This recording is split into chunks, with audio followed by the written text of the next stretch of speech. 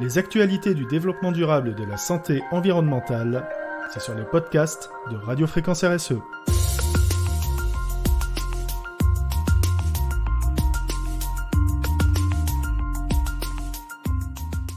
Les services numériques d'assistance au déplacement se mettent au vert.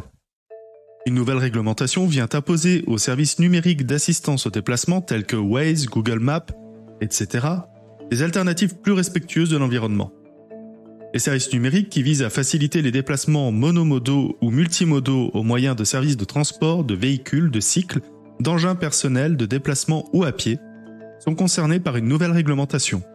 En effet, l'article L1115-8-1 du Code des transports est modifié par décret et ses contours en sont précisés au sein d'un arrêté.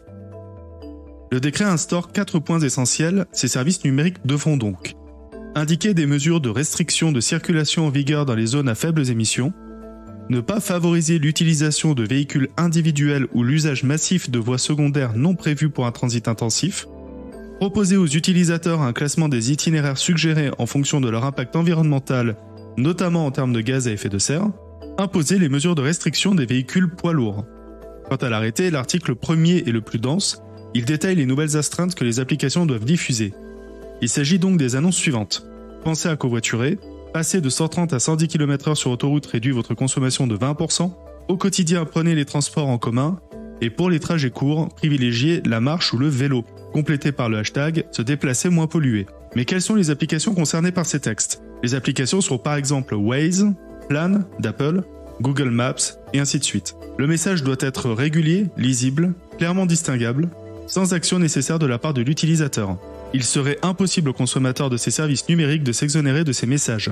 Une imprécision discutable, la durée de la diffusion du message. La communication doit être diffusée le temps d'une durée permettant de la lire dans son intégralité. Néanmoins, la durée de diffusion du message n'est pas précisée. À cet égard, le législateur aurait pu être plus rigoureux en annonçant un temps minimum, 10 ou 20 secondes par exemple. Dès lors, cela laisse une marge de manœuvre aux fournisseurs pour décider de la durée de l'apparition du message. Cette liberté de choix peut tout de même s'avérer discriminatoire envers des personnes dyslexiques, par exemple, qui mettraient plus de temps à lire ces messages. Il n'est pas non plus envisagé qu'une voix lise les 10 messages, notamment pour les personnes ayant des pathologies aux yeux, ou en langage des signes pour les malentendants. Il ne reste qu'à espérer que les applications ne profitent pas de cette imprécision pour réduire le temps de diffusion. Les services numériques d'assistance doivent aussi s'assurer que les messages ne viennent pas perturber la conduite. Doivent ainsi être mises en balance l'accessibilité des messages de conduite et la sécurité des usagers de la route, afin de ne pas être créateurs d'accidents. Des recommandations demeurent envisageables. Les solutions envisageables. Nudge et optimisation numérique. Ces 4 lignes directrices du décret peuvent permettre à long terme d'intégrer chaque citoyen de manière simple à une prise de conscience et concrétisation de la réduction des gaz à effet de serre.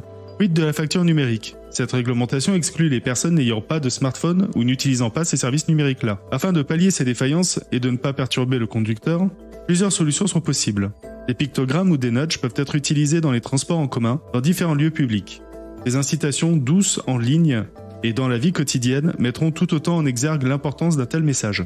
Par conséquent, le législateur tente de faire de ces applications un réel levier de la transition écologique. L'enjeu serait d'étendre la sensibilisation à plus grande échelle afin de ne pas exclure une partie de la population de la transition écologique. Il n'est pas impossible d'imaginer une collaboration sur une plateforme unique. Elle simplifierait le lien entre les transports en commun, l'autopartage, le covoiturage, l'accès à la location de vélos à bas coût, et tout ceci accessible en ville et en ruralité pour les petits trajets, et ainsi de suite. Cela permettrait de réduire son impact numérique. L'heure est venue d'innover et d'inclure toutes les parties prenantes. L'optimisation numérique est la clé.